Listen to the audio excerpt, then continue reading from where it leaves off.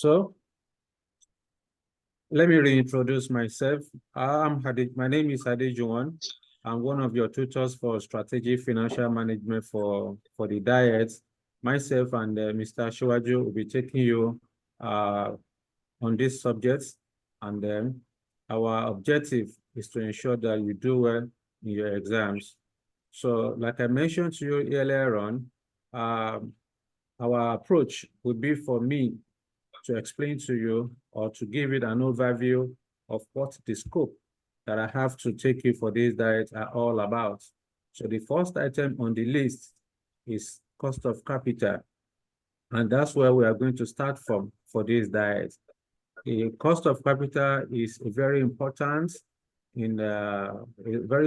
topic in strategic financial management because it is fundamental to all the quantitatives in the subject.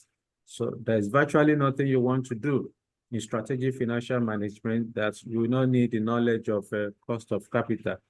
Therefore, it is important for you to pay attention and make sure that you understand all the principles that we are going to be treating under cost of capital.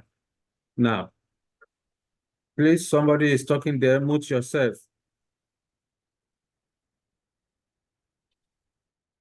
Yes.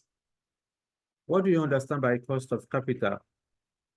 When we get to the topic, I'm going to tell you the meaning of cost of capital.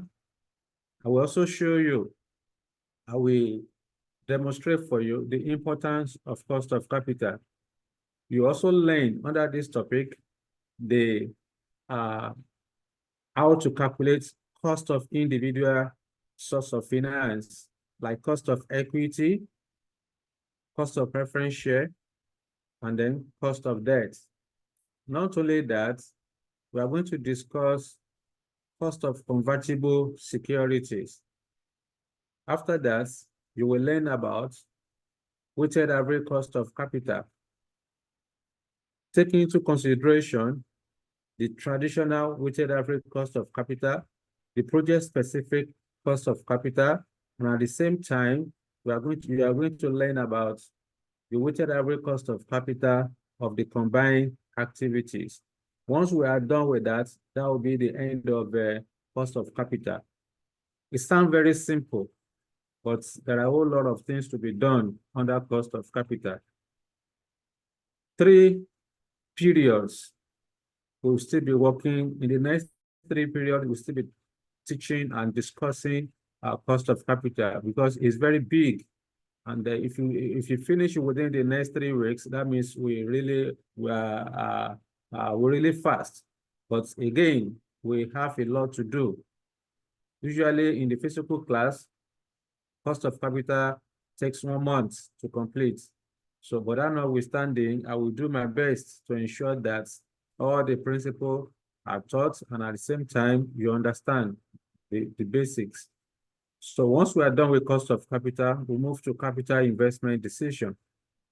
Under capital investment decision, we are going to learn about the procedures involved in capital budgeting decision. You will learn about the characteristics of capital budgeting. Not only that, you will learn about the methods of project appraisal. What are the techniques that you can use to determine the financial viability of a project? So under methods of project appraisal, we are going to talk about the discounted cash flow method. We also talk about the non-discounted cash flow method. Under the discounted cash flow method, you will learn about net present value. You are going to learn about internal rate of return. You will learn about modified internal rate of return. You will learn about discounted cash flow, discounted payback period. You are going to learn about project duration, all right?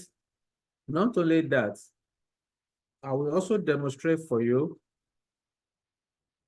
how to identify what is causing conflicts between decision of NPV and the decision of internal rate of return, and how you can resolve the conflicts between the 2 techniques. Then we proceed to discussing how to identify relevant cash flows. Because on the day of your exams, your examiner will scatter everything for you in the question. It is your own responsibility to be able to identify which of the cash flows are relevant, which one are not relevant. All right. So all of that we are going to discuss it in details when we get to capital budgeting. Not only that, I will also demonstrate for you how to incorporate the impact of inflation and taxation in capital investments. Then once we are done with the explanation of all the principles, then we proceed to calculating several illustrations, okay? Practical illustrations, especially the kind of question you are going to meet on the day of your exams under capital budgeting. Once we are done with that, then we move to free cash flow. Free cash flow and then adjusted present value is also embedded in the capital budgeting, but I decided to separate it, especially the adjusted present value. So under free cash flow, I will tell you the meaning, what free cash flow is all about. What are the uses, the application of free cash flow? How do you determine dividend capacity? Okay, how do you determine free cash flow to the firm? How do you determine free cash flow to equity? All of this, we are going to discuss it when we get to free cash flow. Not only that, when you get to business valuation, most of the calculations you are going to do, you will need the knowledge of free cash flow. And that's why it is important for you to have the understanding of free cash flow under capital budgeting, so that when you get to valuation, you will not struggle, all right? So once we are done with free cash flow, they will now move to adjusted present value. Adjusted present value is similar to NPV, but the only thing is that the adjusted present value incorporates both cash flow from operation and the cash flow from financing, all right? So I will show you the techniques or the mechanics that you can use to evaluate a project using adjusted present value. All the procedures involved in the adjusted present value, I will simplify it for you. All right. Then once we are done with that, we move to capital rationing. Capital rationing is very straightforward and is similar to what you did at skills level under performance management, which is linear programming as well as the optimal product mix. Under capital rationing, when financial resources is not sufficient to undertake viable investment opportunity, there will be need for an organization to ration or to allocate the limited scarce financial resources among competing investment or projects in such a way that will maximize the organization's benefits. And that's what we are going to be doing under capital rationing, how to allocate limited scarce financial resources. Well, you are going to learn about the reasons or causes of capital rationing. What are the situations in capital rationing? What do you mean by divisible projects? What do you mean by indivisible projects? What is perfect capital market? What is mutually exclusive project? What is mutually dependent project? All these things you are going to learn under capital rationing. Then we'll move to risk and uncertainty. The risk and uncertainty, of course, is also very big, but then I will try my best to ensure that we are within the limits of the time that we have to ensure that we do justice to the topic. The essence of risk and uncertainty is for us to incorporate how to hedge, how to mitigate risk and uncertainty in capital budgeting, so that a rational investor or a rational individual is not overly optimistic of achieving a particular goal in the market. And that is why it is important for you to incorporate the element of risk in your cash flow estimate, so that you are not overly optimistic. All of this we are going to discuss when we get to risk and uncertainty. The good thing about risk and uncertainty is that you've done part of it when you are at skills level under performance management. So it's a walkover for you, including capital budgeting I mentioned earlier on. So you have done something under that as well during your time at skills level under performance management. So there are about 5 or 6 methods that we are going to discuss under risk and uncertainty. Especially, we are going to discuss expected value method. We are going to discuss standard deviation and coefficient of variation. We are going to learn about sensitivity analysis. We're also going to learn about how to mitigate risk using simulation, okay, using simulation. And not only that, we're also going to use decision tree, okay, to incorporate risk in the cash flow estimates. Then we'll talk about decision making under uncertainty, where you have minimax, maximi, Laplace, and all of that. We'll discuss it when we get there. Then, of course, usually valuation is what I take as the last topic. However, of course, all what you have on this scope, that is not the order that it will come, because valuation is the last thing we are going to do. But that notwithstanding, based on what you have on the screen, valuation, you can see a match is together with merger and acquisition. Merger and acquisition is purely theoretical. There's no calculation in merger and acquisition. It's just theories, okay? What is merger? What is acquisition? What are the forms of merger? What are the advantages and disadvantages of, what are the reasons for merger? What is synergy? What are the advantages and disadvantages of synergy? How do you, what are the other forms of merger? All those things are what we have under merger and acquisition. So it's purely theoretical, and you can't go to the exam hall without the knowledge of that. M&A is very, very important in ICANN exam. But however, where you have the calculation for M&A is the business valuation.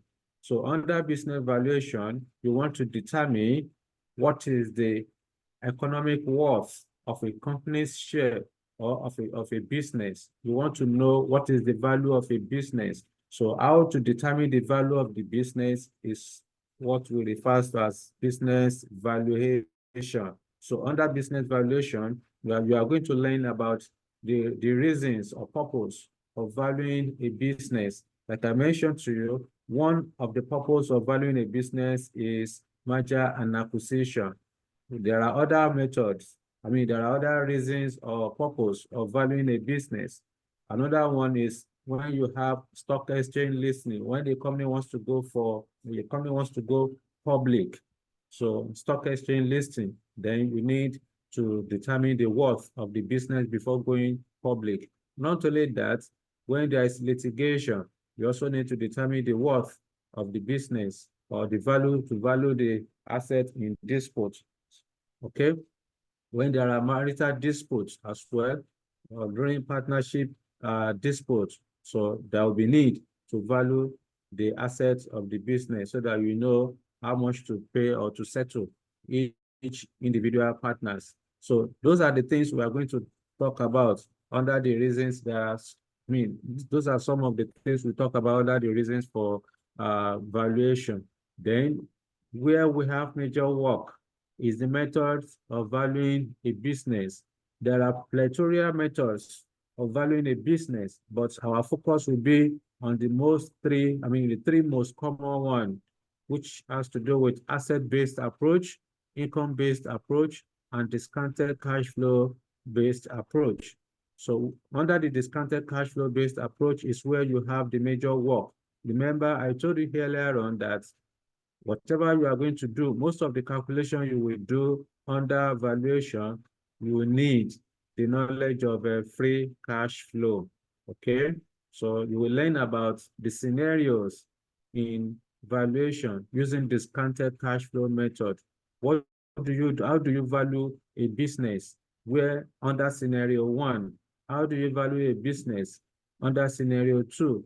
How do you value a business under scenario 3 when there are business combinations? So all of these things is what we're going to be discussing when we get to valuation. Valuation is very big and is the most common topic in ICANN exam. Very, very common. It's an every diet topic in ICANN exam. If it doesn't come out as the first, as the compulsory question, you are going to see it as in between either section B or section C of the paper. So you can't joke. You can't joke with valuation. Then after that, we are going to talk about portfolio theory. Okay, talk about portfolio theory. What is the meaning of portfolio? What do you understand by portfolio management? Okay, what do you mean by risk return trade-off? What are the what do you understand by portfolio risk, portfolio return? How do you establish correlation between securities in the portfolio?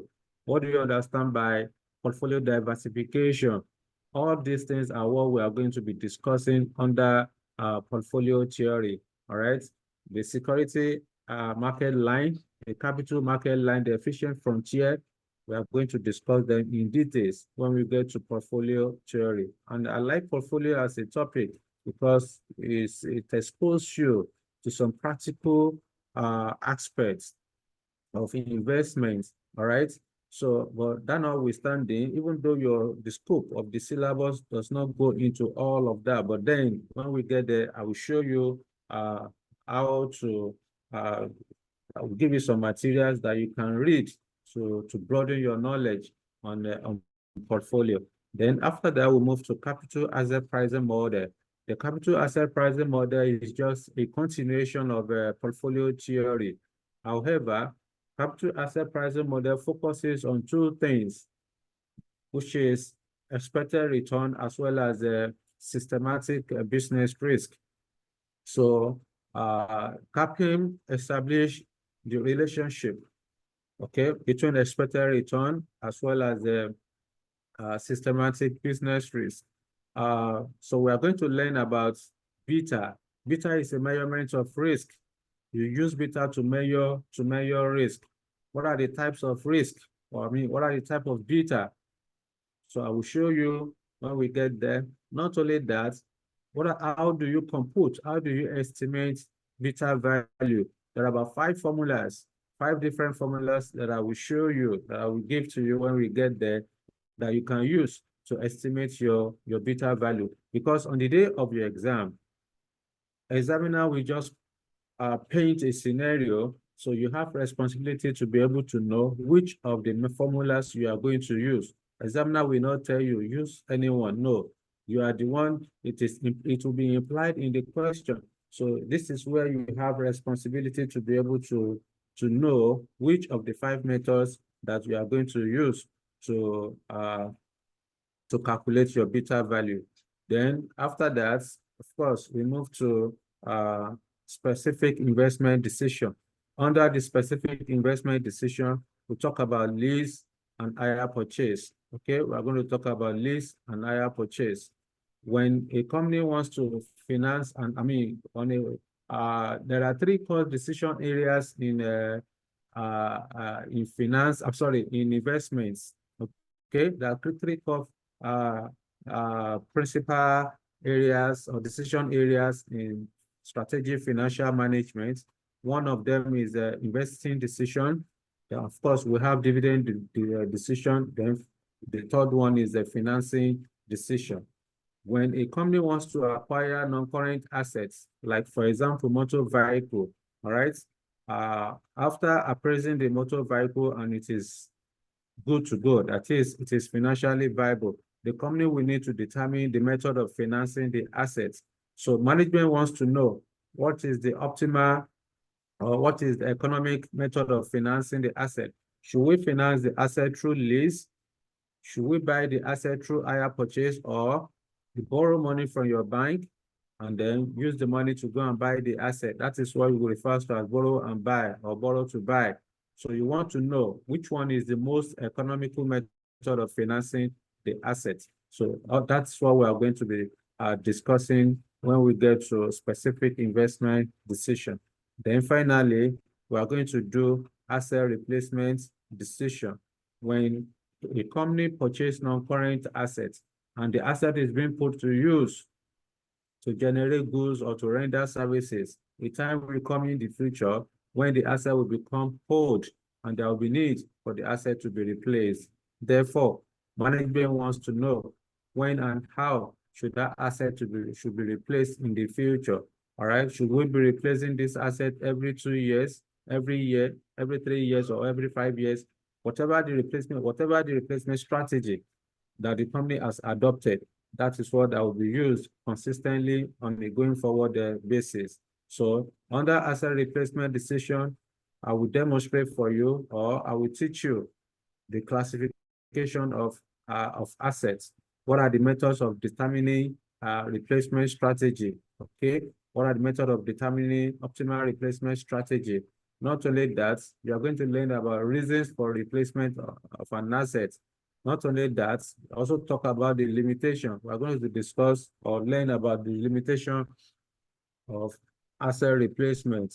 What are the factors? What are the underlying factors that you must consider in asset replacement? All these are what we are going to be discussing when we get there. So basically, these are the scope that I will be taking you for this diet.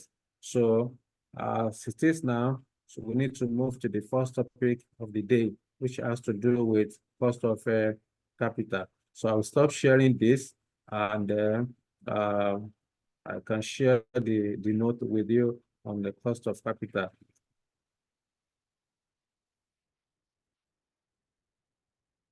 Okay, so far so good. Let me hear from you if you have any question for me before we begin the question of the day. Do you have any question for me? If there is none, I can proceed to starting the topic of the day.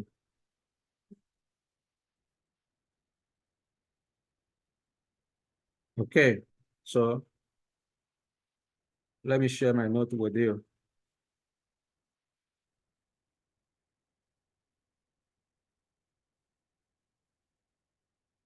So like I mentioned to you, we are going to be starting cost of capital.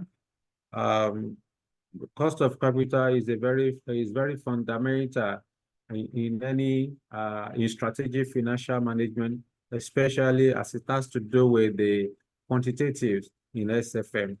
So if you want to jot down some notes as I'm talking, you can do just that.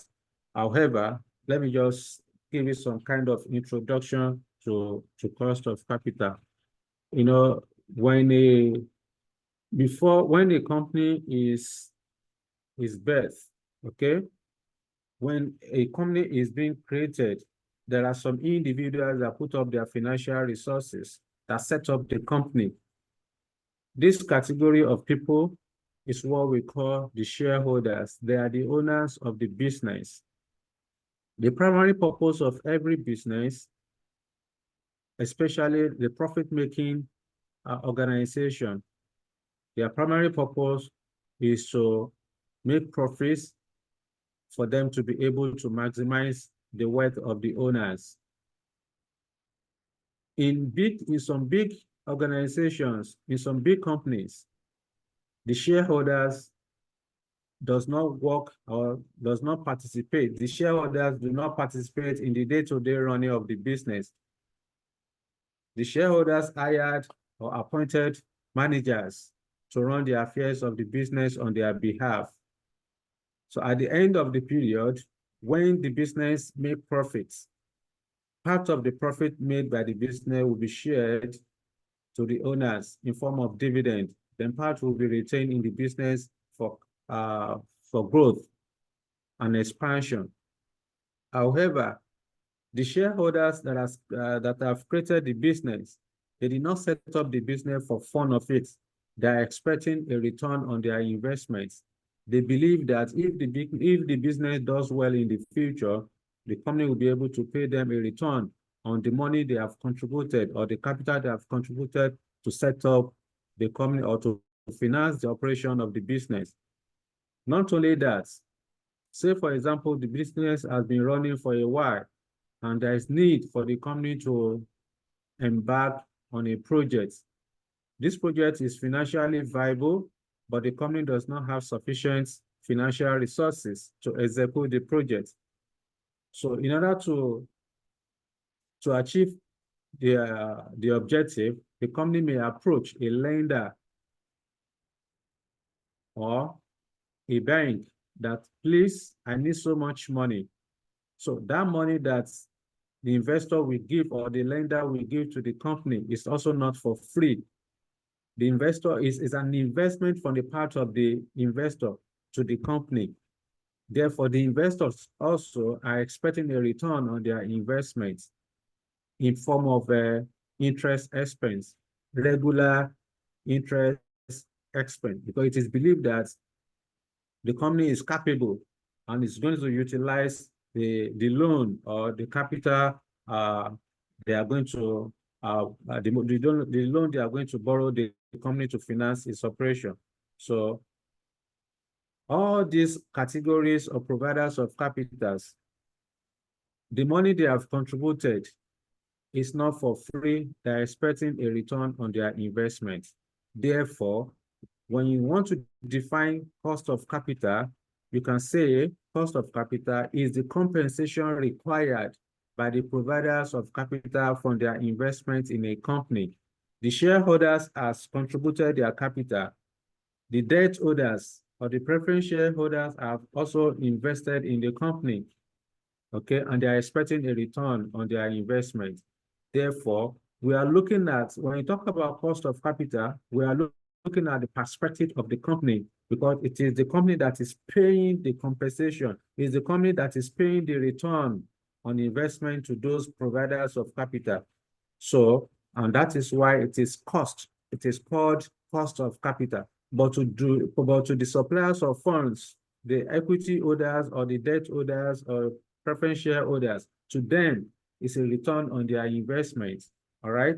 So generally, it is expected that the management of a company will do well to create value for the business by ensuring that it generates a sufficient return that will be able to cover the cost of capital. All right. Then not only that, the cost of capital that the company is going to pay to the providers of capital will depend on the perceived risk.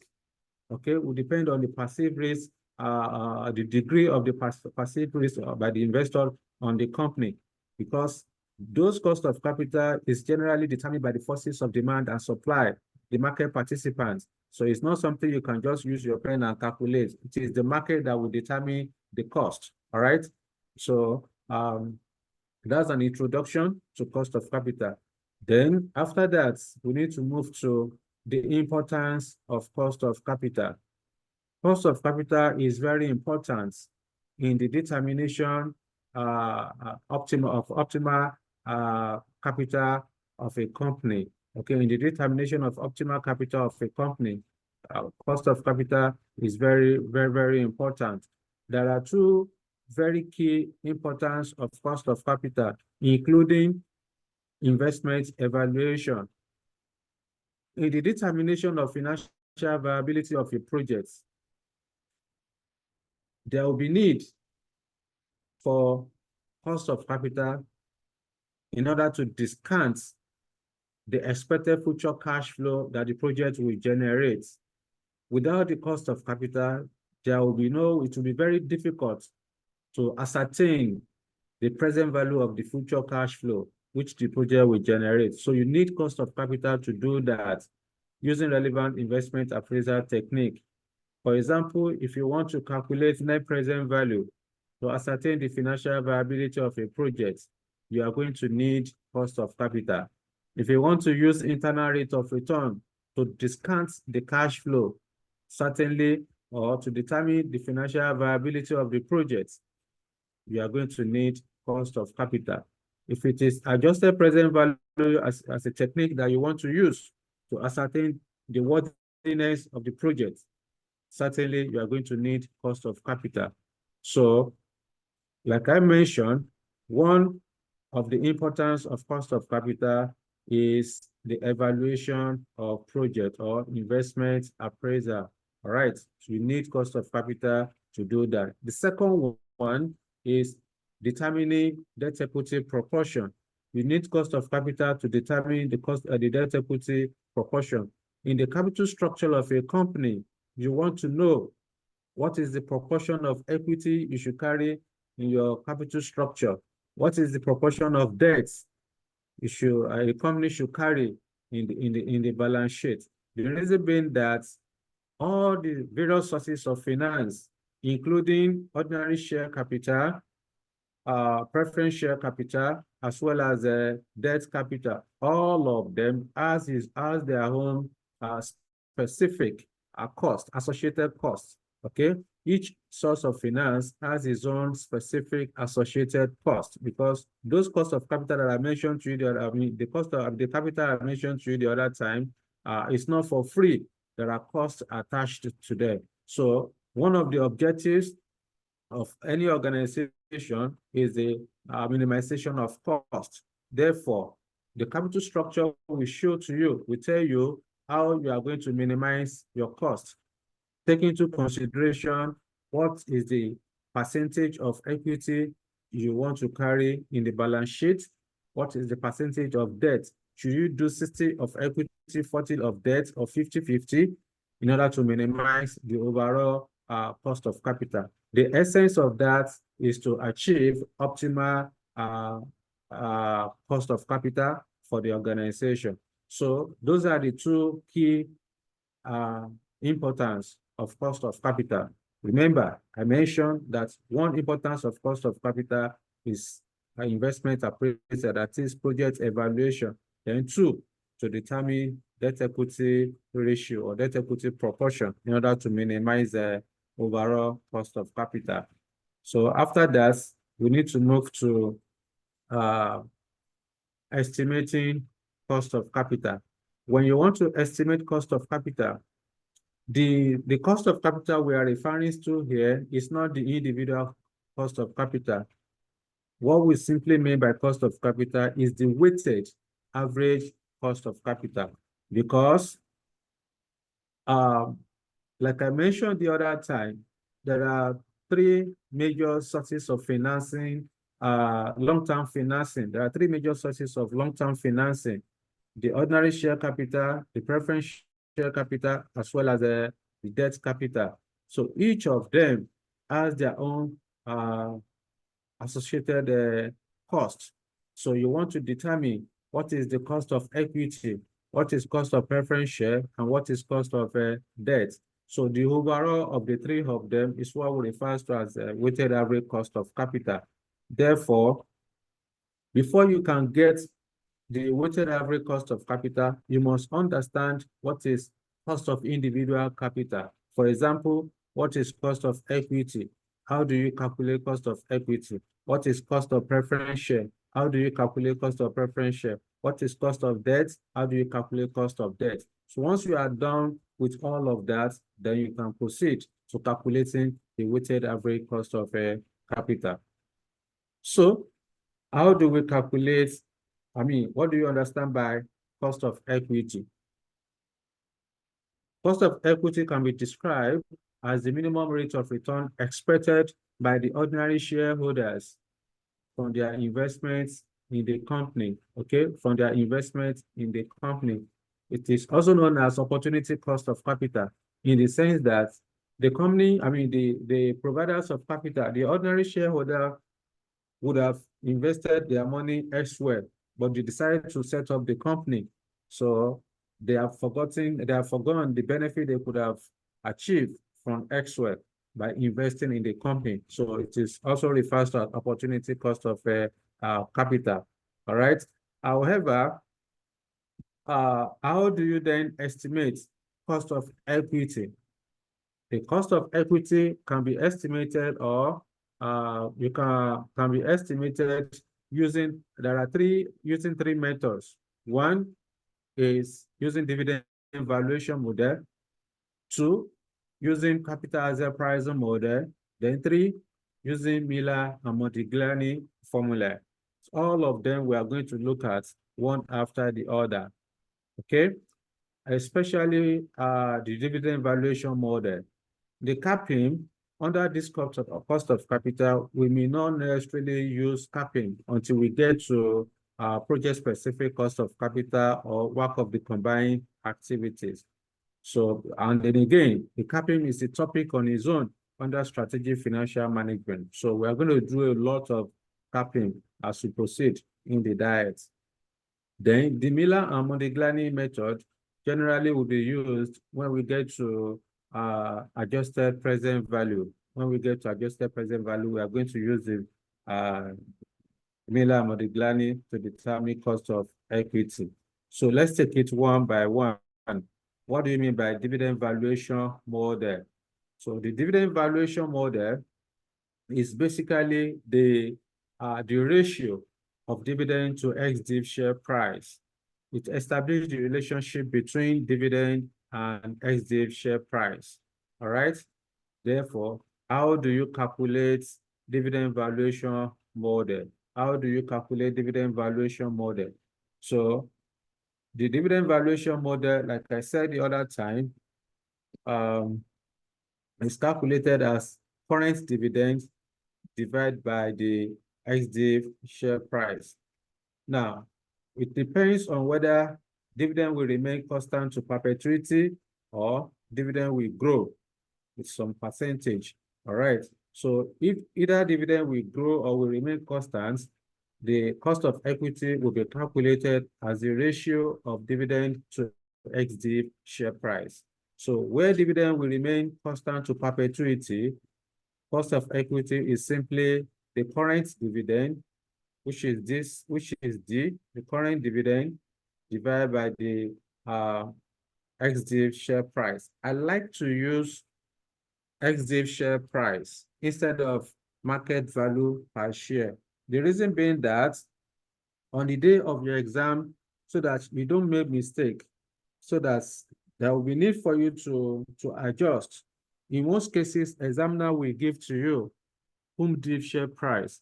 You will have the responsibility to convert it to ex-div share price. Therefore, I don't like using MV as my denominator. I like to use cum-div. I like to use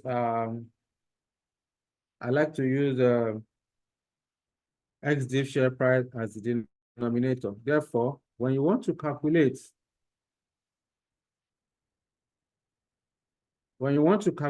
cost of equity, I can rewrite it to say cost of equity is equal to the current dividend, which is D, divided by ex-div share price. All of this multiplied by 100 over 1. So this will tell me that I need to go back to the question whether examiner has given me ex-div share price or I'm given a cum-div share price, because you don't use cum-div share price to calculate cost of equity. Rather, you need ex-div share price. So if I have used market value of equity as the denominator, I can just pick the number given to me in the question directly without taking into consideration or without taking the cognizance that okay, whether dividend has been paid or not. So please, at all time, when you want to calculate your cost of equity, always use the ex-div share price as your denominator, except that if you know what you are doing, then you can use D divided by MV, okay? Now, it is also possible for examiner to ask you to calculate market value of equity where dividend will remain constant to perpetuity. In that case, the market value of equity will be defined as the present value of future cash flow, discounted at the yield or discounted at the rate of return or discounted at the cost of equity or at the cost of equity. So what that means is that the formula you have here, the ex-div share price is the market value per share. The cost of equity, the KE, is the cost of equity, which is the rate of return or dividend yield. All right. So if you are asked to calculate market value of equity, all you need to do is to just cross multiply this formula. You cross multiply. You make the denominator the subject of the formula. The subject you have here will come to the as the denominator. Therefore, the market value of equity, where dividend will remain constant to perpetuity, will be calculated as market value of equity will be calculated as the current dividend divided by the cost of equity. All right. Current dividend divided by the cost of equity. So that's what you have here. Okay. So that's as per that. However, of course, like I mentioned, the D is the current dividend. The latest dividend, that's the D. The KE is the cost of equity. Okay. So let's go to where dividend will remain, dividend will grow. Where there is growth in dividend, you cannot calculate cost of equity as this or as this. You will need to incorporate growth. Okay, you need to incorporate growth because ordinarily, the shareholder expect that their dividend will grow over time. That is, the dividend is not encouraging to shareholders or to investors to say that the same amount of dividend they earned last year is the same thing they are going to earn in the following year. They expect that the dividend will grow with a specific percentage over time. The reason being that in the economy that is being disturbed with inflation or rising prices, the value of the dividend received in the previous year may not worth so much in the current year or in the future. And that's why the shareholder will expect that the expected dividend will grow with a specific percentage as we go into the future. All right. So where there is growth in dividend payments, how do you then calculate your cost of equity? The cost of equity where there is growth will be calculated as the current dividend multiplied by 1 plus the growth rate, then divided by XDIV share price. All of that plus the growth rate, then multiplied by 100%. Now, so that is if there is growth in dividend payments. So like I said, you pick your current, you go to the question, what is the current dividend? Cost of equity equal to the current dividend, which is DO, multiplied by 1 plus the growth rate, divided by XDIV share price, plus the growth rate. All of this multiplied by 100/1. So this is the formula for calculating the growth rate. Now, in most cases, this growth rate will not be given to you. You have responsibility to go and work it out yourself in order to determine the rate to use to compute your cost of equity. However, where there is growth in dividend payments, examiner may ask you to calculate the market value of equity. Remember, I told you earlier on that market value of equity is the future expected cash flow. That future cash flow represents the dividend payments. Okay, the dividend that the shareholders will receive is the future cash flow. Therefore, discounted are the cost of equity or rate of return on equity. All right. So when you want to calculate market value of equity where there is growth, it's simply the current dividend multiplied by 1 plus G, then divided by cost of equity minus the growth rate. So from this formula you have here, when you want to make the denominator, the XDIV share price as the subject of the formula, then of course you then say market value of equity equal to the current dividend multiplied by 1 plus the growth rates divided by, okay, remember what I told you when we have under constants, you're supposed to cross multiply, okay? You are supposed to cross multiply the cost of equity when you want to calculate the market value of equity. So from this formula you have above, I can then bring this one down to this place. Say cost of equity minus, on the other side of the formula of cost of equity, we have plus G. That plus will turn to minus. So I'll then say minus G. So remember, we are calculating market value. Anything that has to do with value must be, you have to indicate the currency. In this case, it is Naira. So your whatever answer you are going to calculate must be in Naira. When you are calculating your cost of equity, you can see multiply by 100%. It has to be based on the on percentage. So your cost of equity must be based on percentage. Your market value of equity must be based on Naira. So these are the things you need to take care of. All right. So that is for that. Yes. Before we talk about estimating growth rates, you need to understand what is cum-div share price, what is ex-div share price. It is very important. So when calculating cost of equity, ex-div share price is used.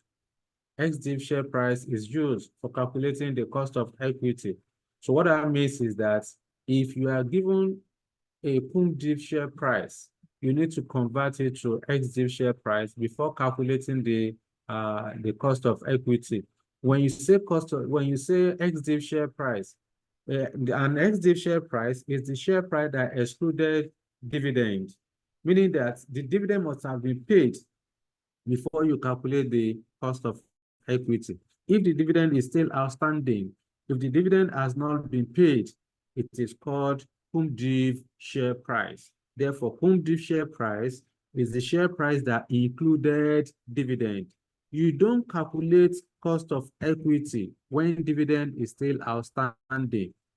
You need to use ex-div share price. Therefore, how do you convert cum-div share price to ex-div share price? Two ways you can do that. You can just carry your calculator to say ex-div share price equal share price minus the current dividend. Or if you don't want to use formula, you can use table. So you can create a table to say ex-div share price, calculating ex-div share price. Indicate your Naira sign. So you go to the question, go and pick the cum-div. You pick the cum-div share price, whatever the amount. Then again, you go to the question, go and pick the current dividend.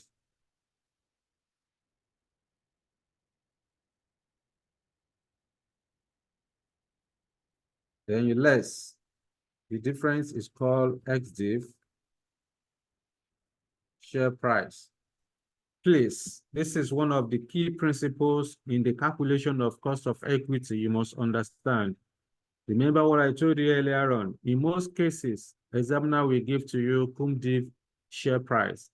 This is where you have responsibility to convert it to ex-div share price before computing your cost of equity. You don't use cum-div share price to calculate cost of equity. It must be ex-div share price. How to calculate your ex-div share price is what I just explained to you.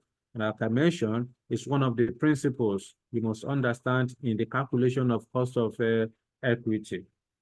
Now, so the next item we need to discuss under cost of equity is calculating or how to calculate growth rates. How do you calculate growth rates? So the growth rate can be calculated using two methods. You can either use averaging method or you use Gordon growth to calculate your growth rates. You can either use averaging method,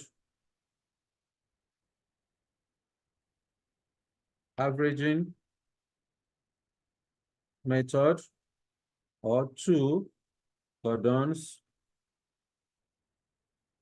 growth. Okay, let me write this. So those are the two methods you can use to compute your growth rates. When you say averaging method, the averaging method is the same thing as historical patterns of dividend payments. When the history of dividend payment is given year on year, or the history of dividend paid is given to you, then you are supposed to use historical pattern of dividend payment, or what we know as averaging method. All right. But if in the question you are given earnings and capital employed, you are given earning or capital employed, then in that case, it means that you are supposed to use Gordon growth to compute your growth rate. Therefore, how do you then calculate growth rates using averaging method? To calculate growth rate using averaging method, there are two different formulas that you can use. If in the question, the history of dividend payment is listed year on year, I repeat, if in the question, the history of dividend payment is listed year on year, it means that you are going to calculate your growth rate using this formula. How do I mean by history of dividend payment is listed? Say, for example, we have year, we have dividend paid. Okay, we have year and dividend paid. Say we have 3 years, year 1, year 2, then year 3. The dividend paid in the first year is 10 naira per share. In the second year, dividend paid is 12 naira. In the third year, dividend has grown to 15 naira. You can see from the first year to the third year, dividend has grown from 10 to 15 naira. So when the history of dividend payment is listed year on year, like we have in this hypothetical table, it means that you are supposed to use historical patterns of dividend payment to compute your growth rate. In this case, because the dividend paid, the amount of dividend paid were given for all the years, then in that case, this is the formula you are supposed to use. N minus 1 into square root latest dividend divided by the dividend paid in the first year, or minus 1. This is the formula you are supposed to use, where you are given the history of dividend payment for all the years, as you have it in this hypothetical table. Therefore, if I say, for example, now, I want to solve this small question. If I want to solve it, I want to solve for growth. I want to solve for G. What am I supposed to do? I will simply say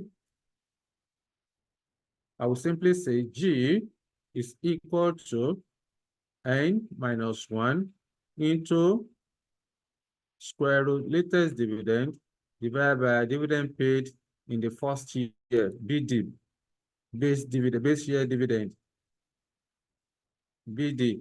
I would then say G equal to, what is N? N is number of years, okay? Number of years of dividend. So how many years do we have here? We have year 1, year 2, year 3. Therefore, I will say 3 minus 1 into square root. Latest dividend is the current dividend. The latest dividend is the current dividend, which is year 3. Year 3 is the current year. Therefore, I will say 15 divided by dividend paid in the first year is BD, so which is 10. Then I will use my calculator to get the answer. So in this case now, if I want to get the final answer, I will say G equal to 15 divided by 10 will give me 1.5.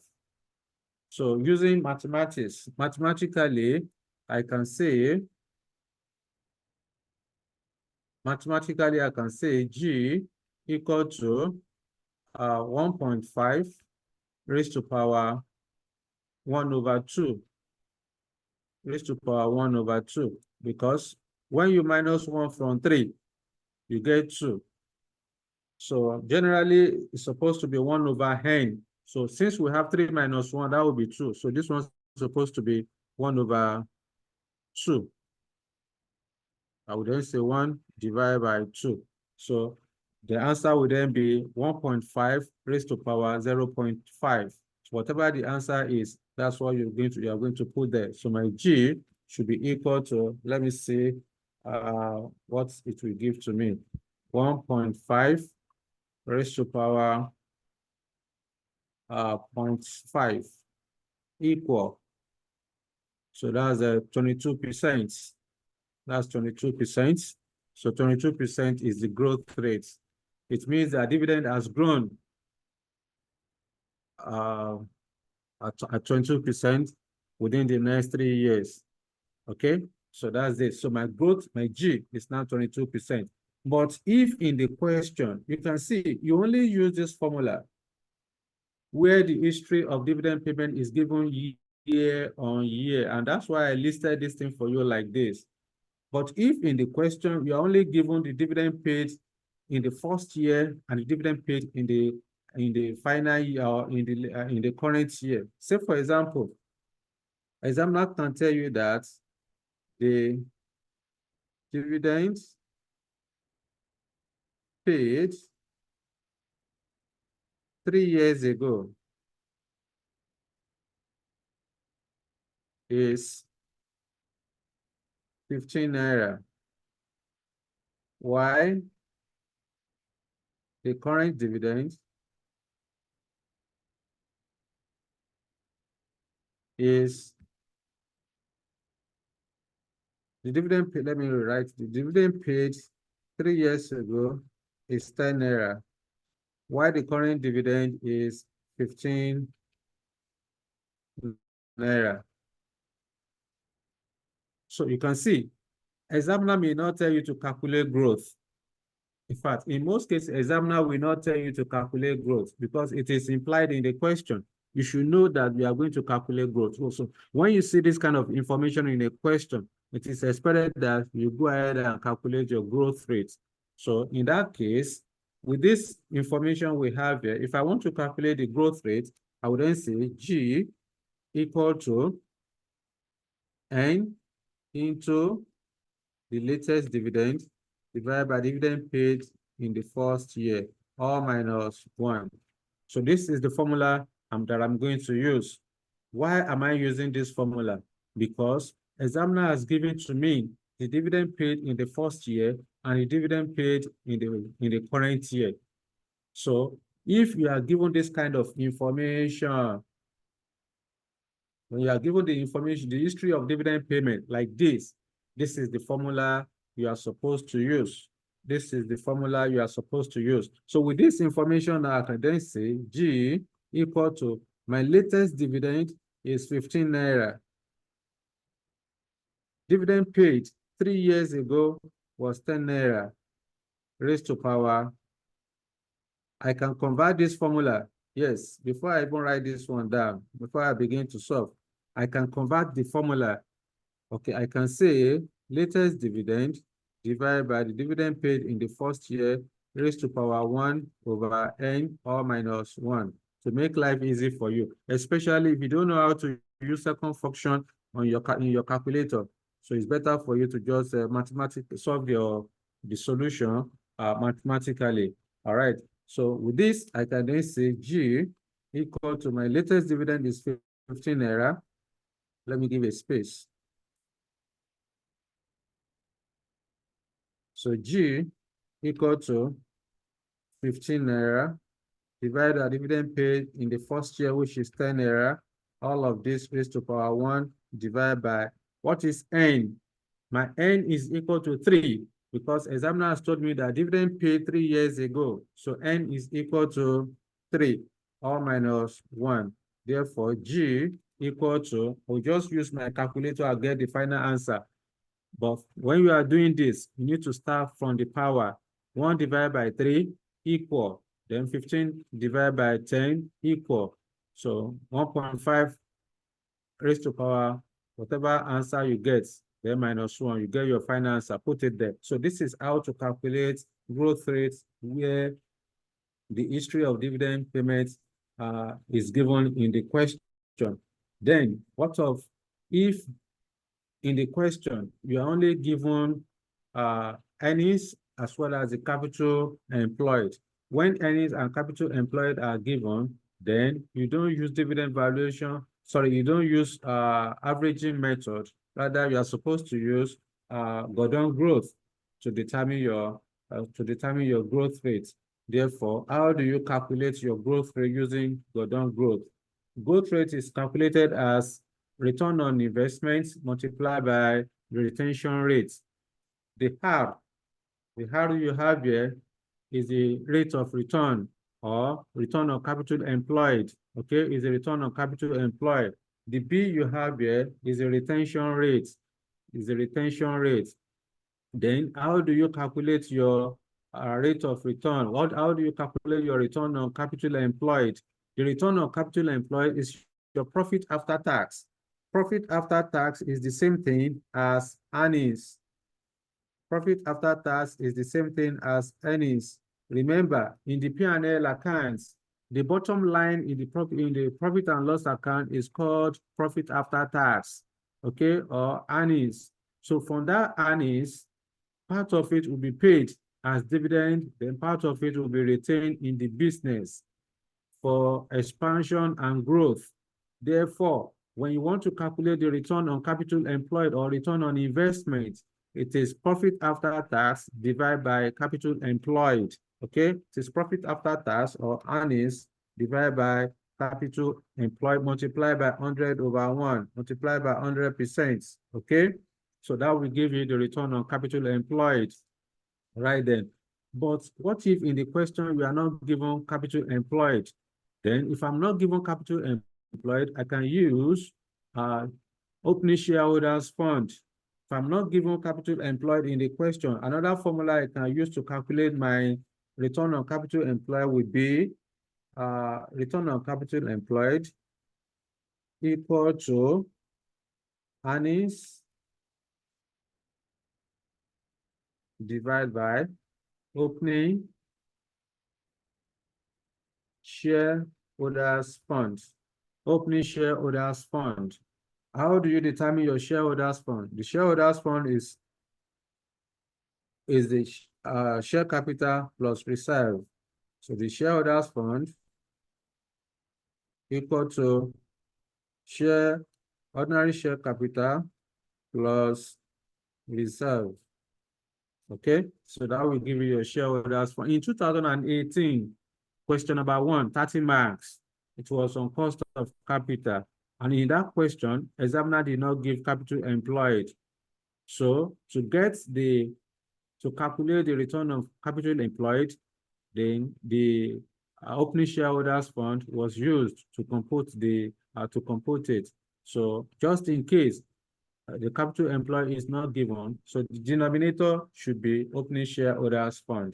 Okay, so that's how to calculate return on capital employed. So how do you calculate the retention rates? How do you calculate retention rate, which is B? B is equal to retention rate. How do you calculate it? To get the B, again, remember what I said earlier on, from the earnings from the profit after tax in your P&L, in the company's P&L accounts, part of it will be paid out as dividend, while part will be retained in the business. So you want to determine what is the percentage of the retention, how much of the earnings is retained in the business. So to do that, to calculate your retention rates, it is simply your earning per share minus dividend per share divided by earning per share. How do you determine your earning per share? Earning per share is simply earnings or profit after tax divided by number of ordinary shares. Earning per share equal to the total earnings divided by number of ordinary shares in issue. Okay, divided by number of ordinary shares in issue. So that will give me the earning per share. If in the question I'm not given dividend per share, of course, dividend per share also will be dividend per share will be equal to total dividend in naira, total dividend in naira divided by number of ordinary share in issue. So whichever one that is given to you, that's what, in fact, there is no point for you to be doing this if in the question you want to calculate your retention. So to calculate your retention rate, if absolute amount of earnings is given to you. That is, the Naira amount of earnings is given to you. All you need to do is to just say earnings. Excuse me. Earnings minus dividends divided by earnings. Multiply by 100/1. So that will give me the retention rate. But if I'm given any per share, then I will come and use this formula here. So this is the one I will use. I'll just say any per share minus dividend per share over any per share. So if I'm given any per share, that's the formula I will use. If in the question I'm not given any per share, examiner can tell you that the any per share is 100%, and I'm given the dividend payout ratio. This one is not dividend per share. It's a typo. Should have been a dividend payout ratio. This is supposed to have dividend payout ratio. Okay, DPR, dividend payout ratio. So examiner will tell you that dividend payout was, say, 60%. It means retention is equal to 40%, because if retention is equal to 1 minus dividend payout ratio, all right, minus dividend payout ratio. Therefore, if in the question I'm given the total earning is 100%, and I'm given dividend payout ratio of, say, 30% is the payout ratio, it means that retention, which is B, will be equal to 70%. So that's another way of calculating the dividend, of calculating the retention rate. Okay, I believe that is clear. All right then. So that's how to calculate growth rate. I think we have covered all the principles, all the underlying principles for calculating cost of equity. At this point, you can then proceed to, let's see if we can have a short illustration. Let me see. We can have a short illustration in this. Okay, so let's use this illustration number 1. I'll be switching from one page to another when we want to solve this question. So, but however, I will read. Ozi PLC is a company with 5 million ordinary share of 1 Naira each, currently quoted at 1 Naira 40 kobo as at 31st December 2012. The company's current dividend of 30 kobo is about to be paid. The historical trend of the company's dividend is given below. So table for year, and column for year, and column for dividend paid. You are required to calculate the company's cost of equity capital. So with this, I want to calculate, examiner has asked me to calculate cost of equity. So to get my cost of equity, you will say, in this question, you can see examiner did not give me the growth rate, but examiner has given me the information. Examiner has given me the information to calculate the growth rate, because the history of dividend payment has been given. Examiner has told me that in 2007, a dividend of 15 kobo was paid up to 2012, which of course, dividend of 30 kobo was also paid. So with this, since I've been given the history of dividend payments, the first thing first I'm going to do is for me to go and do my working somewhere. I need to first of all calculate my growth rates. I will go and do working somewhere starting from the growth rates. I would then say G equal to, because the history of dividend payment is given to me, then I'm going to use averaging method to calculate my growth rate. So with this, I would then say N minus 1 into square root the latest dividend divided by dividend paid in the first year, or minus 1. So with this information, I would then say, what is N?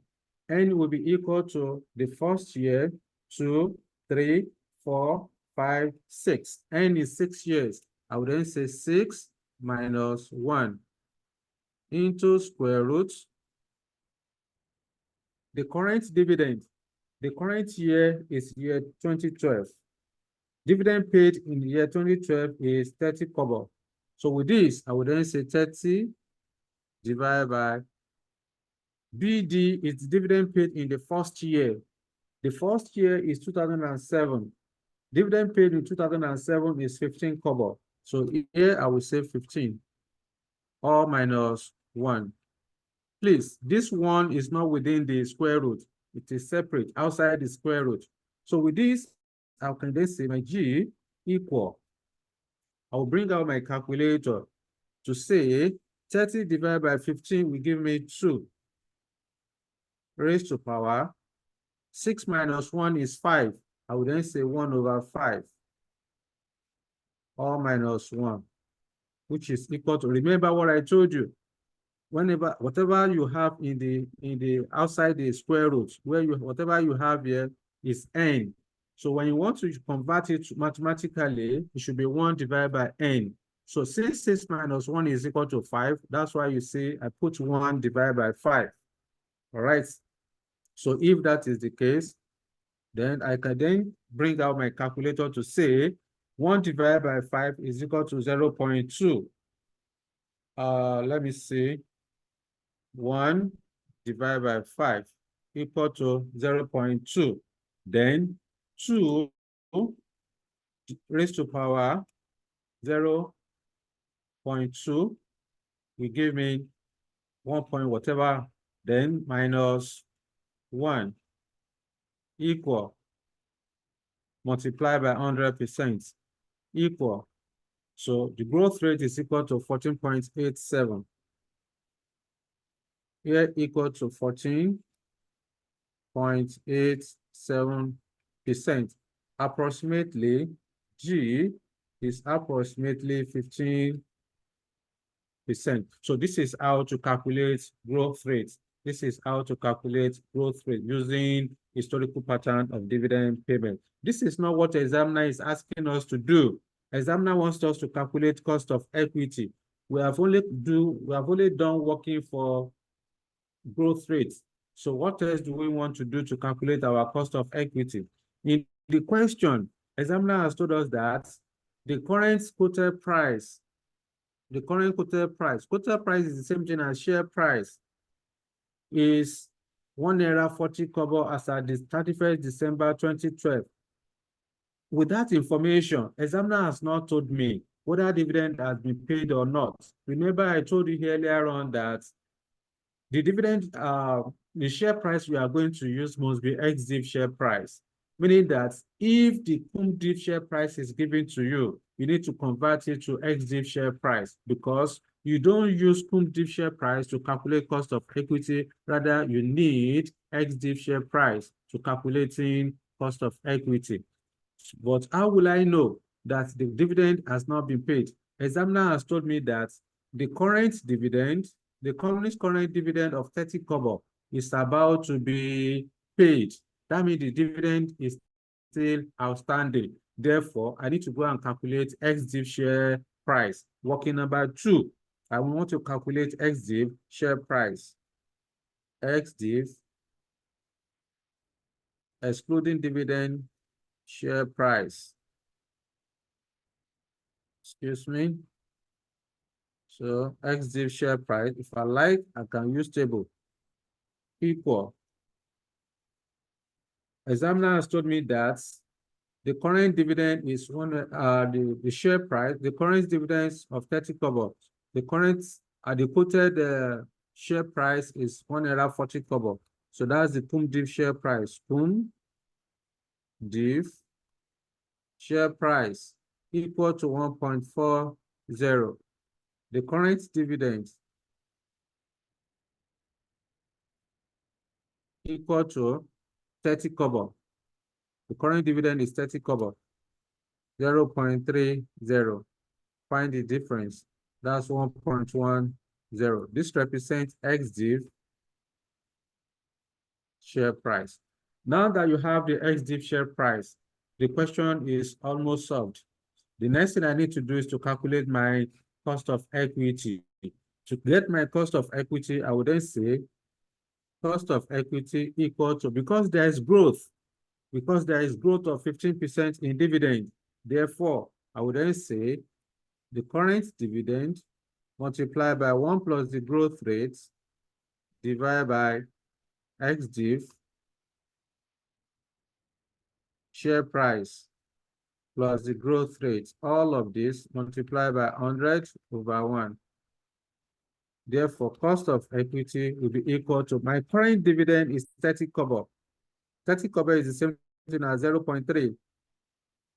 That is 30 kobo divided by 100 will give me 0.3. Then divide by, before that, 1 plus the growth rate. How much is the growth rate? 15%, 0.15. We have calculated growth rate to be 15%. Then all of this divided by XDIV share price. Our XDIV share price that we just calculated is 1 naira 10 kobo. So 1.10 plus the growth rate of 15%, 0.15. All of this multiplied by 100 over 1. Therefore, finally, my cost of equity is equal to, I will then carry my calculator to compute the cost of equity. Let me use a bigger space down. So I will say cost of equity equal to, what's the current dividend? Of course, which is 30. Let me bring out the calculator. Remove this one. So I would then say 1.15. Let me shift a little bit. Yes. 1 plus 0.15 will give me 1.15 multiplied by 0.3. 0.3 equal. That's 3.45. 3.45 divided by 1.10 divided by 1.1 equal. Then plus the growth rate. We have the growth rate of 0.15 plus 0.15 equal. Okay. Then, of course, multiply by 100%, multiply by 100 equal. That's 46%. So the cost of equity is approximately 46%. So for OZPSC, cost of equity is equal to 46%. So this is how to calculate cost of equity where there's growth. In this question number 1, we tested the principle of how to convert cum-div share price to ex-div share price. Then number 2, we also use it to compute how to determine growth rates where there is historical pattern of dividend payments. Okay, I believe that is clear. So let's go back to the notes.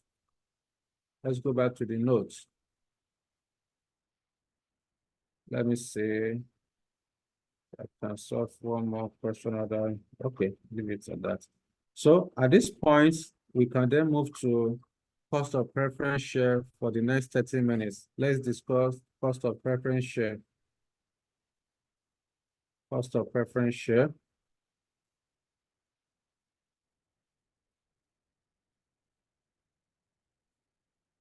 Okay. Like initially when we started this cost of capital, I mentioned to you that there are different categories of providers of capital. I mentioned ordinary shareholders, preference shareholders, as well as the debt holders. And I also said that each providers of capital are expecting a compensation from the company for the purpose for investing or for providing capital to finance the operation of the business. So another set of providers of capital to a company is preference shareholders. When you talk about preference share is a category of a category of capital that has that has a kind of seniority over the ordinary shares. The reason being that in the event of liquidation, when a company liquidates, the preference shareholders will be settled before the ordinary shareholders, okay, before the ordinary shareholders. But after the debt holders must have been settled. So when you talk about preference share, we have cumulative preference share. We also have non-cumulative preference share. There's a participating preference share, and there's also non-participating preference share. There's redeemable or irredeemable preference share. Of all the three of them, cumulative, non-cumulative, participating, non-participating, redeemable or irredeemable, it is only redeemable and irredeemable that has to do with calculation. Every other ones are just theoretical, not involving a calculation. So our focus will be on the redeemable and then irredeemable preference share. I will just mention to you, when you talk about cumulative preference share, the cumulative preference share simply means that ordinarily, when a company, in the profit and loss account of a company, the preference shareholder, the preference dividend will be paid before the ordinary dividend. So in a situation whereby the company makes a loss, there is no way you'll be able to pay the preference dividend because the preference dividend is supposed to have been paid from the profit of the company. But because the company makes a loss, we cannot pay the preference dividend. Therefore, you are going to carry the dividend, the preference dividend the company is supposed to pay will be carried forward until the company is able to make profit to settle the dividend. So it will be cumulative year on year. If the first year the company does not have profit to pay the preference dividend, it will be carried forward to the second year. If the second year the profits, the company also make loss, the preference dividend you're supposed to pay in the first year will be added to the one supposed to be paid in the second year, on and on like that. If in the third year the company now makes profit, then of course the total of the preference dividend for the first and the second year will be deducted in the profit for the third year, if that profit is sufficient. However, if the profit is not sufficient to cover the outstanding dividend, whatever it is available or whatever it can cover will be paid out of the profit available. Then the balance will also be carried forward until the company is able to make another profit to settle. So that's why it is called cumulative preference share. So that's just what I want to mention. So let's talk about the one that has to do with calculation, okay, which is redeemable and then irredeemable preference share. So I will take it from the simplest one, which is the irredeemable preference share. When you say irredeemable preference share, the irredeemable preference shares are the one in which the company will pay the annual fixed dividend, but the principal sum will not be repaid. Okay, only the annual dividend the company will pay. The principal will not be repaid at all. So how do you calculate cost of irredeemable preference share?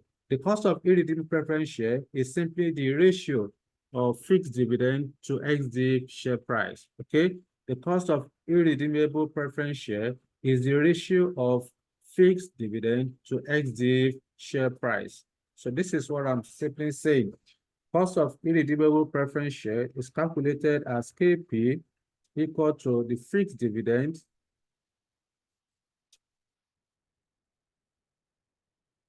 divided by ex-div share price multiplied by 100/1. Please don't forget the same principle that has to do with ex-div also applies to preference share. Okay, so this is the formula for calculating cost of irredeemable preference share. Cost of irredeemable preference share is very simple. Let me see in the question if I have illustration that has to do with irredeemable preference share so that I can demonstrate that for you.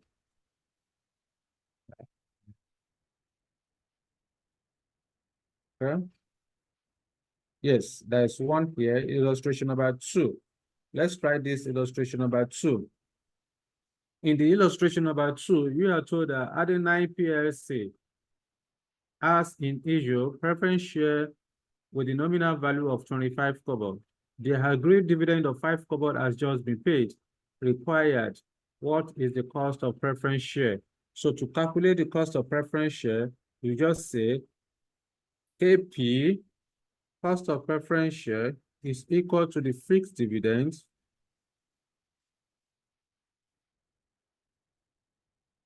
divided by XDIV share price multiplied by 100 over 1. Therefore, KP will be equal to, I will then go to the question, what's the fixed dividend? Remember, when it has to do with preference share, the preference shareholder is only entitled to fixed dividend. The dividend does not, the preference dividend does not grow. It is constant. It is the same amount all throughout the period of the contract, all throughout the period of the investment, all throughout the period of the preference share. It will remain the same. The preference dividend will not grow. Therefore, according to the question, we are told that the nominal value of the preference dividend is 25 kobo. The nominal value is the same thing as the book value. All right. So that means there is no market value for it. The agreed dividend of 5 kobo has just been paid. So dividend is 5 kobo. The price of the dividend, sorry, the price of the preference share per share is 25 kobo. Okay. So dividend, the agreed dividend per share the company is supposed to pay to the preference shareholders is 5 kobo. Therefore, 5 divided by 25 will give us the dividend, will give us the cost of preference share. Okay. Remember, this is the question for Adenine, illustration number 2. Solution to illustration number 2. Therefore, this is supposed to be fixed dividend of 5 kobo divided by XDIV share price. XDIV share price of 25 kobo. That's the nominal value. Nominal value of 25 kobo. 25 kobo. Remember, examiner has told you that the agreed dividend of 5 kobo has just been paid. It means that the dividend has been paid. It's not outstanding. So it's already, the 25 kobo is already XDIV. Okay. So with this, my KP, cost of preference share, equal to 5 divided by 25. 5 divided by 25 should give us, yeah, always use your calculator. At times, you may be thinking you are doing the right thing, whereas you are doing something else. So it's better to use calculator, which is 20%. So that is confirmed. So cost of preference share is equal to 20%. Cost of preference share is equal to 20%. So that's that. So let's move on to the next one. Let's talk about cost of redeemable preference share.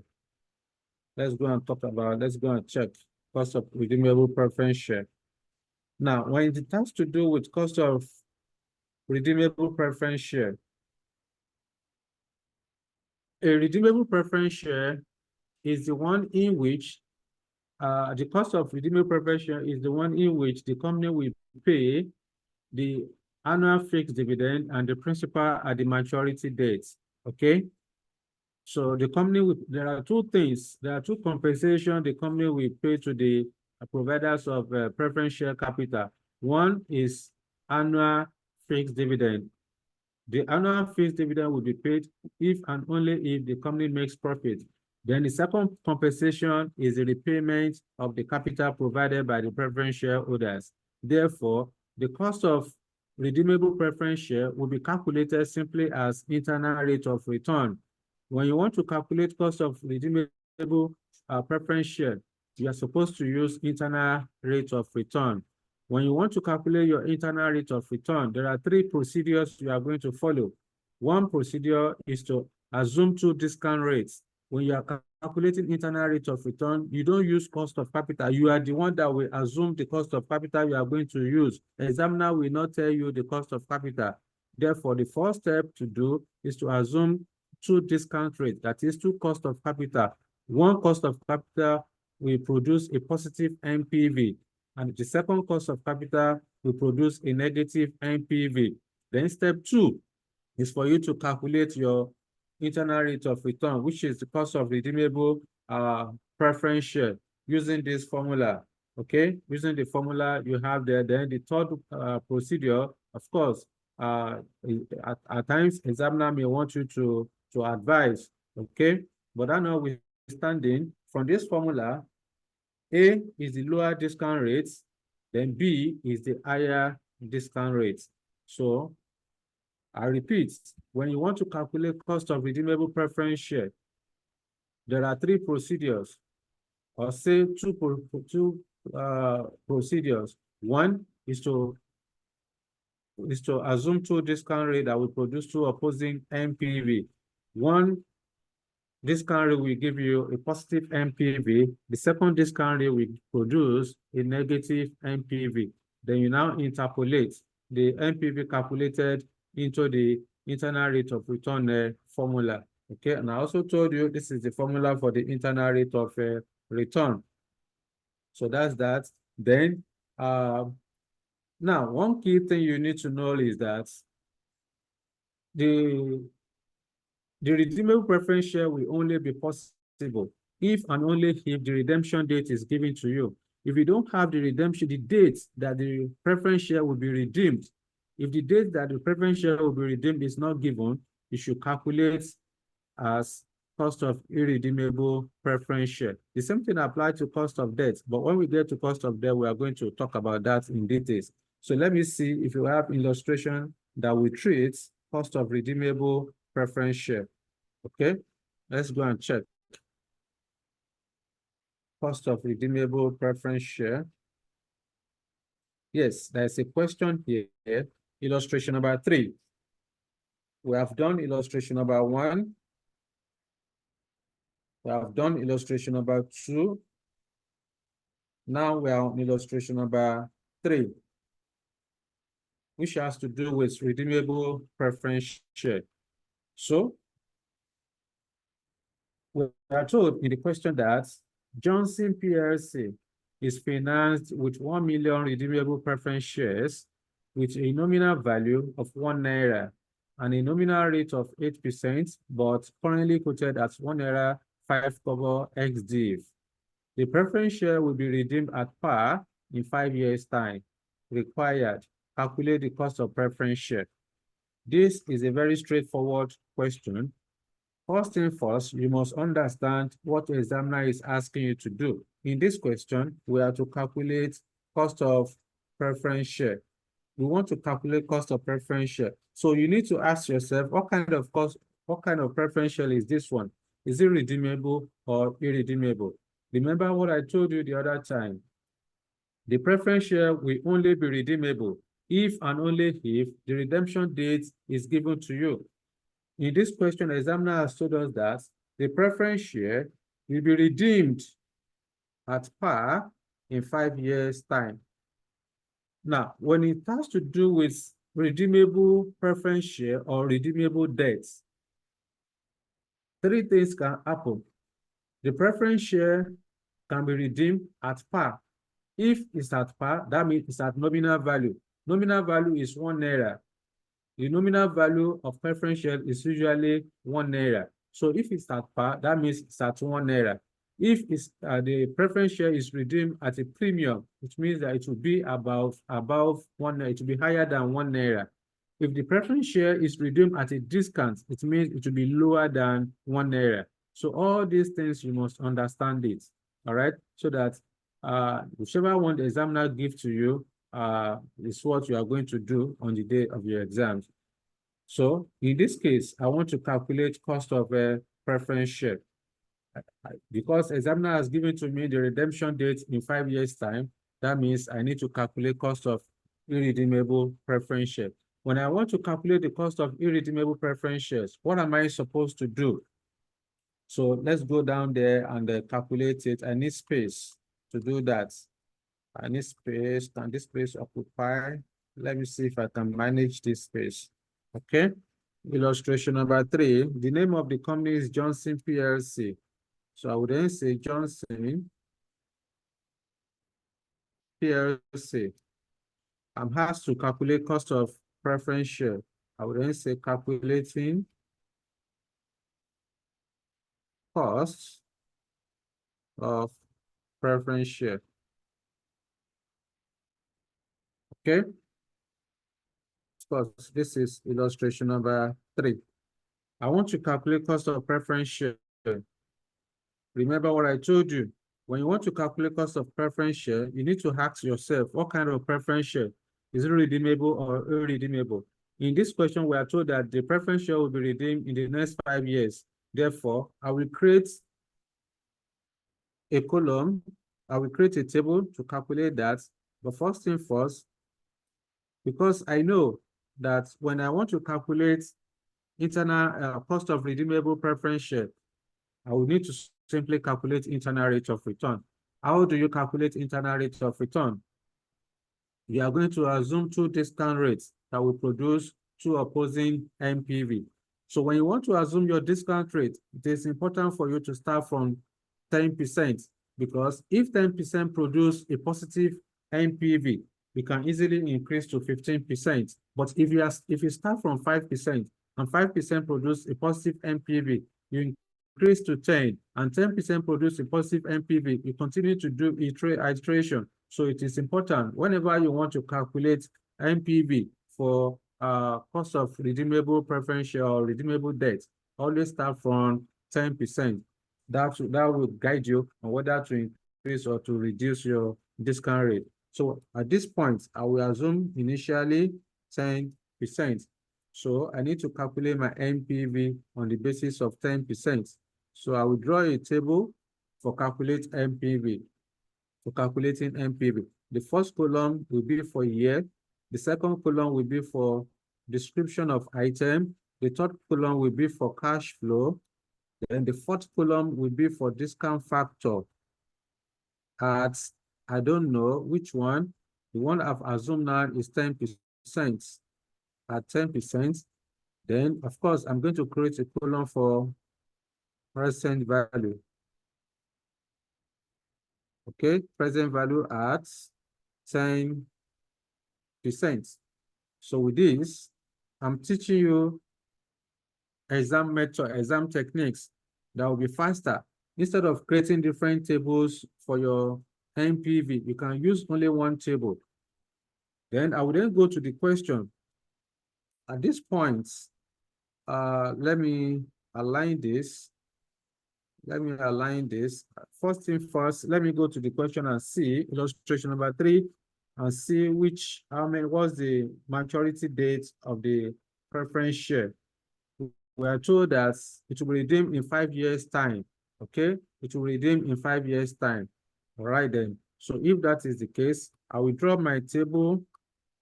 Here will be, I'll create Naira sign in this one. Then year 0, this way you have the current value of the preference share. Then year 1 to 5, because the preference dividend is constant, it will not change. It's the same thing, it is fixed. Therefore, from year 1, year 2, year 3, year 4, year 5 is the same amount of preference dividend the company will pay. Therefore, instead of me to be doing it year by year, I will use only one figure, then I will calculate my annuity factor, all right, to get the present value. Therefore, I will come here, fixed dividends. Then at year 5, the preference share will be redeemed. Redemption value. Therefore,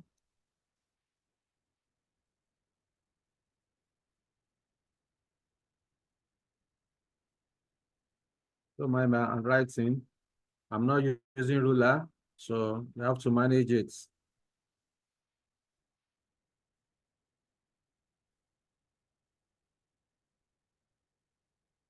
Okay.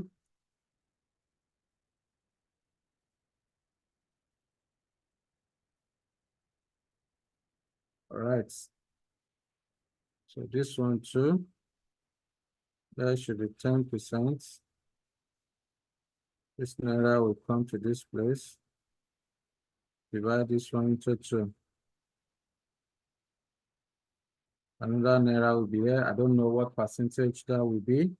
Then I have to divide this one into 2. Okay, then. All right. So I will then go to the question. I want to determine the current market value. The CV is the current market value of the preference share. According to the question, we are told that the value per share, the quoted price is 1 naira 5 kobo. Okay, we are told that redeemable preference share with a nominal value of 1 naira. The nominal value of the preference share is 1 naira. That's not what I'm looking for. I'm looking for the quoted price, the quoted market price of the preference share. We are told that it's 1 naira 5 kobo ex div. 1 naira 5 kobo ex div. The value of the dividend, the amount of the dividend is 8% of the nominal value. So that is, the nominal rate is 8% of 1 naira. So I will go and do my workings. Let's go and do workings. Let's make this place our working. Okay. Let's make this place our working. Working number 1. I'm looking for current market value. So total market value of the preference share. Or let me just rewrite this. Market value of the preference share is equal to the market value of the preference share is the number of shares multiplied by X div share price, which is equal to the number of ordinary shares is 1 million. According to the question, 1 million shares multiplied by X div share price is 1 naira 5 kobo, which is equal to 1,050,000 naira is the market value. So let's go and confirm the number of shares. Number of shares, I think, is 1 million. Yeah. Johnson PLC is financed with 1 million redeemable preference share. So the market price is 1 naira 5 kobo. We are correct. So let us determine the fixed dividend. We are told that the nominal rate of the dividend is 8%. So what is 8% of 1 naira? 8% of 1 naira. So that will be 0.08. Then multiply by 1 million shares. That will give me the amount of dividend. So we need to calculate the current dividend. Working number 2. Working number 2. Preference of fixed dividends. I need the fixed dividend. The fixed dividend will be calculated as 8% of the nominal value. The nominal value is number of shares of 1 million shares multiplied by 1 naira. The nominal value is 1 naira. Number of shares is 1 million. So nominal rate is 8%. Therefore, fixed dividend will be 80,000 naira per annum. So I'm done with that working too. Then what else? Which other workings do I need to do? Which other workings do I need to do to complete the question? I think that's it. That's it. At this point, I can then go ahead and compute my MPV. So here is 1 million naira. I need to reduce the naira sign to say in thousands. Let's make it in thousands. Our naira, our figures is in thousands. So here is 1,050 according to working number 2. Sorry, working number 1. 1,050. You are going to put it in brackets. 1,050. 1,050. So fixed dividend we computed down there is 80,000 naira. Okay. Then we are told that the preference share will be redeemed at par. At par means at 1 naira. So 1 naira multiplied by 1 million shares will give us 1 million naira. So here will be 1,000 naira. So 1,000. Now, at this point, we need to determine the discount factor. We have assumed 10% in year 0. Discount factor at year 0 is 1. 1 multiplied by 1,050,000. That's what gave us this 1,050,000. So 10% annuity factor of year 1 to 5. Annuity factor of year 1 to 5. Let's go and calculate annuity factor. Working number 3. Annuity factor, AF. AF equal to 1 minus 1 plus discount rates, 1 plus cost of capital raised to power the number of years, then divided by the cost of capital. Therefore, let me use this place. Therefore, annuity factor will then be equal to, bring out your calculator to say 1 minus, we're assuming 10%, so that will be 1.1 raised to power minus 5, because 5 is the maturity date of the preference share. Then divide by 0.10, all minus 1. Sorry. No need for n minus 1. So let's calculate this with our calculator. What do we have? 1.1, I will say 1.1 raised to power 5 minus equal to, then minus 1 equal to divided by 0.1 equal, that's 3.791. So annuity factor AF is equal to 3.791. So that's what we got. So I will then come here. Here is 3.791. Okay. Then for discount factor for year 5, we are calculating only for year 5 discount factor. Therefore, that will be 0.621 at 10%. 0.621 at 10%. So 621,000. Here will be 621. Then 80,000. Bring out the calculator. 80,000 multiplied by 3.791 equal 303. Here is 303. So 303, I want to get the NPV now, net present value. So 303 plus 621 equal 924. 924 minus 1,050 equal 126 negative, 126,000 naira negative. So that's the NPV. We assume 5% and we got a negative NPV of 126. Therefore, we need to assume a lower discount rate that will produce a positive NPV. Therefore, we're assuming 5%.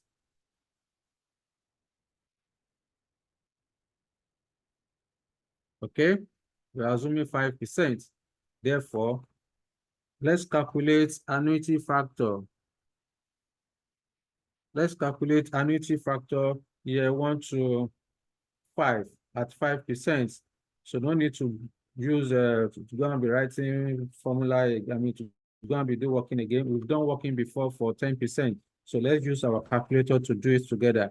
I will then say 1.05 raised to power 5 minus equal minus 1 minus 1.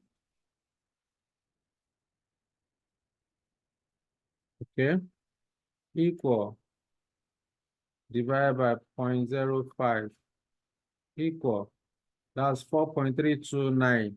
Here is 4.329. 4.329. Then discount factor at year 5. Discount factor for year 5 at 5% is 0.784. Let's confirm.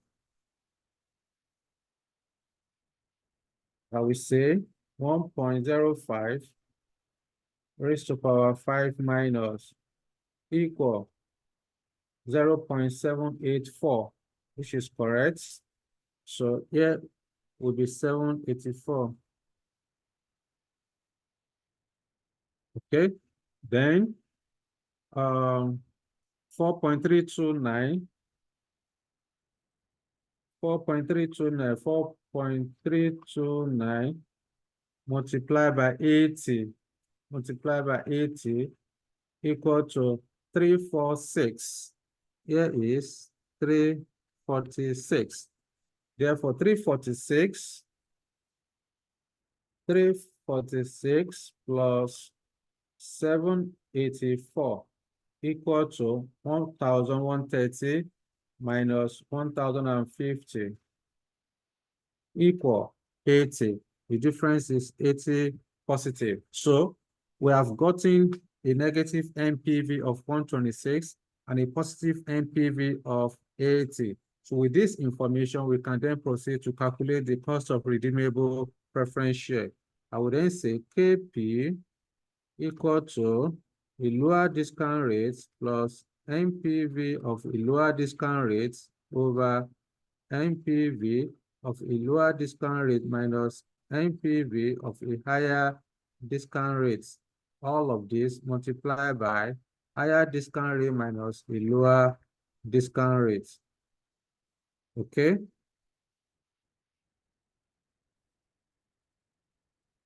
So KP will then be equal to, we assume 5 and 10%. 5% is lower. Therefore, we say 5 plus NPV of that 5% is 80. Divided by 80 plus NPV of higher discount rate 126. Multiplied by higher discount rate minus lower discount rates. KP equal to, so let's use calculator to get our answer. So I would then say 80 plus 126, that will give us 206. Let's confirm, 80 plus 126, that's 206. So 80 divided by 206 equal, multiply by 10 minus 5, which is 5. Multiply by 5 equal, plus 5 equal 6.94. Cost of preference share is 6.94%. Approximately, cost of preference share is approximately 7%. Okay, so that's it. And that's end of the question. That's end of the question number 3 for Johnson. The cost of preference share is equal to 7%. So what do we do here? Which principle was tested in this question? In the question number 3 for Johnson, even though the share price given to us was already ex-div, therefore nothing was done under that. However, we were given a nominal rate of 8%. That nominal rate is what you are going to use to get the fixed dividend you are going to pay to the preference shareholders. What do? We multiply the nominal rate of 8% on the nominal value of 1 million naira. That gives us 80,000 naira. Then, in order to calculate the NPV, we need to get the current market value of the preference share. To get the current market value, you multiply the quoted price per unit, which is 1 naira 5 kobo ex-div. We multiply with the number of shares, which gave us a 1,050,000 naira. Then, of course, From there, we proceeded to calculating the cost of redeemable preference share, which is NPV, which is the internal rate of return. And we got 7% as cost of redeemable preference share. So that's it. That's it. So let me stop presenting so that I can hear from you. And that will be the end of the class for today. That will be the end of the class for today. Okay. Let me know if you have any question for me. You can unmute yourself. Well, this Q&A session, let me hear from you. So far, are you getting what we have been doing for the past 2 hours? I want to hear from you. Debbie, Abu, Hussein. Yeah, I've been following till the ending part. Yep. I was really getting it. Yeah, if you can take the ending part again, probably next class or today, I'll be grateful. You mean the last illustration I did? The last illustration, the illustration 3 we just finished solving. Okay, which area of the question that you don't understand how I got it? From where we draw a table to calculate the positive and the negative NPV. Okay. Now let me explain. Let me go back to the question so that I can explain briefly. All right, thank you, sir. I appreciate it. You're welcome. Question again. Okay. Yeah, so this is what we did in calculating the illustration number 3 for Johnson PLC. Examiner asked you to calculate cost of preference share. You need to ask yourself what kind of preference share. Is it redeemable or irredeemable? And I told you when I was explaining preference share that the redeemable preference share will only be possible if the redemption date is given to you. In this question of Johnson PLC, examiner has given to you a redemption date of 5 years. As you are told that the preference shares will be redeemed in the next 5 years. So the redemption date is in the next 5 years. So what that means is that you need to go ahead and calculate your internal rate of return, because during my explanation, I told you that the cost of redeemable preference share or cost of redeemable debt is the same thing as internal rate of return. The same way you calculate internal rate of return is same way you are going to calculate your cost of redeemable preference share or cost of redeemable debt. When you want to calculate cost of redeemable preference share, you are going to assume 2 discount rates that will produce 2 opposing NPV. You will notice that when I was doing this 10% and 5% was not given in the question. The one that assumed it, you have to assume it. So examiner will not give it to you. That's the way internal rate of return is being calculated. So instead of me to create two different tables, one for 10%, one for 5%, all I need to do is to use only one table to do that. So you create a column for year, you create a column for description of the items, like for example, the current market value, the fixed dividend, then the redemption value. Then you create a column for the cash flow. The cash flow is simply the current market value of 1,050,000. How did you get the 1,050,000 naira? Examiner has told you in the question that the quoted market price of the preference share is 1 naira 5 kobo. To get the current market value of the preference share, you are going to multiply the ex-div share price of 1 naira 5 kobo with the number of shares, which is 1 million shares. So 1 million multiplied by 1 naira 50 kobo will give me 1,050,000. And that's how we got this 1,050,000 we have there in year 0. Then for the fixed dividend, you are given a nominal rate of 8%. That nominal rate is supposed to be calculated on the nominal value of the shares of the preference share. The nominal value of preference share is 1 million naira. How did I get 1 million naira? The number of shares is 1 million. The nominal value per share is 1 naira. 1 naira multiplied by 1 million will give me 1 naira multiplied by 1 million shares will give me 1 million naira. So to get the fixed dividend, 8% of 1 million naira will give me 80,000. That is how we arrive at this 80,000 here. Then in year 5, which is the final year, you are supposed to redeem the preference share. I will ask myself, how am I going to redeem this preference share? Is it going to be based at par, at premium, or at a discount? Examiner has told me in the question that the preference share will be redeemed at par in the next 5 years. So if that is the case, the par value is 1 naira. The number of shares is 1 million shares. So 1 million multiplied by 1 naira will give me 1 million naira. So that's why you have this 1,000 there, because our figures are in thousands. Our figures are in thousands because of space. That's why I restricted it to thousands.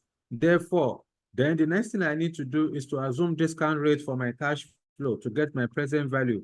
So I started with 10%. I explained to you that when you want to assume your discount rates when calculating internal rate of return, always start from 10%. Because if you start from 10%, if 10% is positive, you can increase to 15. But if 10% is negative, you can reduce to 5. So we started with 10%, and for us to get the present value, I need to use annuity factor, because the 80,000 fixed dividend for year 1 to 5 is constant. At 80 is constant. It's the same amount from year 1 to year 5. So because it is constant, I need to use annuity factor. So I went ahead to calculate my annuity factor. When I got the annuity factor from year 1 to 5 at 10%, it gave me 3.791. So I multiplied the 3.791 with 80. Then that produced 303,000. So I have 303 here. So with that 303, I need to go to year 5. So to get the present value of year 5, you are going to multiply the cash flow of 1,000 with the discount factor of year 5. Discount factor of year 5 is 0.621. Okay, 0.621. So 0.621 multiplied by 1,000 will give me 621. So to get my NPV, I need to add together the present value of cash inflow, which is 303 plus 621. That gave me 924. So 924 minus the present value of cash outflow of 1,050. So that produces 126 negative. Okay, since I assume 10% and it produces a negative NPV of 126. So I need to assume a lower discount rate that will give me a positive NPV. To do that, we assume 5%. Then, of course, the 5%, we use it to calculate annuity factor, and we got 4.329. We got 4.329. So that 4.329 we multiply with the 80 cash flow for year 1 to 5, and we got 346. We got 346. Then we proceeded to year 5 discount factor, which we got 0.784. 0.784 multiplied by 1,000, we got 784 present value. We got 784. So 346 plus 784, that gave us 1,020. This is 1,030 or thereabouts. Okay, then 1,030 minus 1,050, we got a positive NPV of 80. Because at this point, we have a positive NPV of 80, we have a negative NPV of 126. So all we need to do is to interpolate into the internal rate of return formula. Okay, so to do that, at the end of the day, our final answer was 7%. So that was how we got the cost of redeemable preference share. Okay. Who has that question again? It's me, Abu. Abu, so do you understand now? Very well, sir. Thank you. All right. Appreciate it. You're welcome. So any other question? Thank you very much, sir. We appreciate your lecture this evening, sir. Only an appeal, we don't know, maybe you are going to share this class that we did on the platform that we have, sir. Yes, you are going to get it. It will be shared with you. Who is speaking, please? What's the name? This is Mr. Hussein, sir. Oh, Hussein. Okay. All right then. Yeah. So any other question? All right. So in the absence of no question, this is where we are going to call it a day. On Friday, Mr. Ashiwaju will be available to take you strategic financial management based on his own scope. So next week, Wednesday, by the grace of God, we are going to meet again for the continuation of cost of capital, when we are going to be treating cost of debts on that day. Then we are going to talk about cost of convertible security, then weighted average cost of capital. Thank you guys for your time and understanding. See you next time by the grace of God. Good night. Thank you, Thank sir. you very much, sir. Good Gracias. night. Yeah.